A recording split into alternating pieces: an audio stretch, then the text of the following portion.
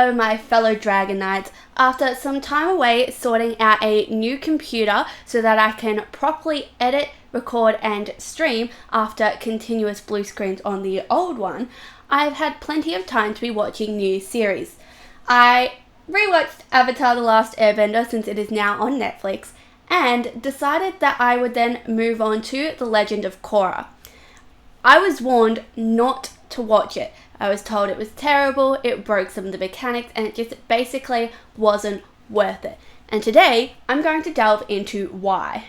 Warning, there will be spoilers regarding mechanics and the overall storyline of the series that I'm talking about, but I'm not going to be delving into the outcome of each fight or the outcome of each season. Avatar: The Last Airbender, which we'll refer to as Aang for the purpose of this video, is one of the greatest animated shows ever. It has a 100% rating on Rotten Tomatoes with a 99% rating from the audience. It has a beautiful story arc with individual storylines for each season that feeds back into the overall story for the entire series. Sure, there are certainly some questions that are left up to the imagination of viewers, such as what happened to Zuko's mom, what happens to Azula after all of this, and what happens to their lives after the big fight between Aang and Fire Lord Ozai. The Legend of Korra attempts to reignite the same passion for the original show, but does fall a tad short, only receiving a 93% rating on Rotten Tomatoes and an 80% score from the audience. So, what makes Aang different from Korra? Let's compare the two. Each season of each show has its own individual storyline that is wrapped up within the duration of the season. This effectively allows for the story to be ended there if they aren't renewed for further seasons. For Aang, he has an overall story with each season feeding into a separate storyline that feeds into the overall story. So for Aang, season 1 is about his journey in waterbending, season 2 is about his journey in earthbending, and season 3 is about his journey in firebending. Now effectively what that is that his overall fight is with Fire Lord Ozai, but in order to get there he has to learn each type of bending, which they've broken down into each season. Within that, each bending story has its own, as I said, story, and is wrapped up within each season, effectively allowing the show to end at the end of each season if it needs to. Korra, on the other hand, has 4 seasons that don't really feed into one big bad. Season 1 is about her journey in airbending, and with the Equalists as her main big bad for that season. Season 2 is about the spirit world being her big bad there. Season 3 is about her big bad in trying to combine the two, and obviously the Red Lotus. And then season 4, her big bad is in her self-discovery, but also just in regards to the dictatorship that has evolved from the Earth Kingdom. Each season is its own story with its own big bad, and isn't really fed into one big story, or rather, it's a cause and effect aside from season 1. Season 1 is basically a standalone season, whereas season 2, 3, and 4 are more of a cause and effect story, where what has happened in season 2 has caused season 3 to happen, but it wasn't necessarily because they were both part of the big story like Aang's is. Another point is about the process of bending. For Aang, the act of bending is sacred. It is something that you are trained in and something that you learn from your masters. The elements are relatively balanced, with no one element being higher than any of the others. Okay, sure, they do have some broken mechanics in the form of specialty bending, but it's still relatively evened out at the end of the day. Water has blood bending, fire has lightning bending, earth has metal bending, and air has, well, to be fair, Aang is the last airbender, and there is nobody to teach him any specialty bending if there were some. But on the flip side, air is just incredibly strong in general, in the sense that they've got flying bison, flying lemurs, they're flying staff, and they've got the ease of entering into the spirit world and adapting into some of that power there. Aang was probably a little too focused on trying to save the world that he didn't have the time to really sit down and create a new specialty bending specifically for air, but he does learn energy bending.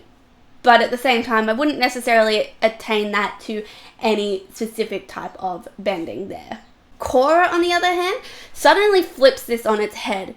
We suddenly find our Water Nation avatar having to fight blood bending that can replicate energy bending, although I do have theories on that, which will be coming in another video. We also have the act of spirit bending, which does appear to come from water in itself. What I'm hearing basically is that most of Korra's enemies are waterbenders or tied with waterbenders, and they're just incredibly overpowered. Season 3 does start to come out of that.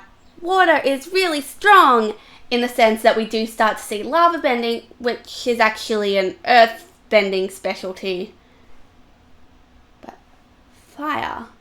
We do see that evolve there, but it still does make water relatively strong. We also see with air the ability of flight, although that is also just something that was supposedly always around. It was just only one airbender had ever achieved it, and it was through the unlocking of the chakras, which no other airbender had done. Fire, in general, just kind of seems to be left out of this, and I don't know whether that's just partially to do with the fact that the fire element was the huge focus of Avatar: The Last Airbender, or whether it was just that with Korra being water, they didn't really want to focus too much on the fire element there. Either way, they have made some of the elements incredibly strong where it took armies to take them down, rather than it being balanced in being able to successfully fight between two people. We also have Avatar: The Last Airbender and The Legend of Korra. Everyone's an airbender. Not only do we see the re-emergence of airbenders, which I do understand it to be a balancing act from the spirit world to balance out the elements again, but we do see these people having to struggle with that power, except for one who just suddenly seems to be able to amazingly control airbending right from the get-go without any training. Rather than it being a process of learning and mastery, we see most benders having the ability and being knowledgeable about that ability from the beginning. Specifically with Korra. We see it with her avatar discovery to the White Lotus, as she's bending everything except for air from the beginning with no real training. There's no real training for her to have mastered said moves in this particular scene, but we know that she does go into training, but I believe that to be more about hiding her and keeping her safe over her needing to train her bendings. Ultimately, Korra seems to break the mechanics that were so carefully thought out for Aang and his series.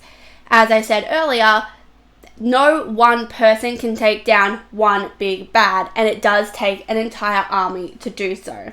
On the flip side, Korra does delve a lot more into the spirit world than Aang's series did. We see over a 2-part episode in season 2 how the Avatar cycle began, and that it has always been about achieving peace. That is why the Avatar is continuously recycled, and we see exactly how that one is done there. We also see how the spirit world applies with the lion, turtle, island thingy. With the changes that Korra makes to the original story, I can understand why people are hesitant to like it. It's changing things that were already good about the original series. However, at the same time, as a separate series to Aang, it's actually a pretty good watch. And when you factor in things like the world is becoming a more modern world, we have modern cities, we have electricity, we have cars suddenly, it makes sense that benders need to adapt to that as well. I don't necessarily agree with them just appearing to be knowledgeable about everything from the get-go. The only bending that we really see this not being the case with is airbending, and that's literally because there are no others in the world and we're suddenly having to retrain a whole bunch of airbenders again.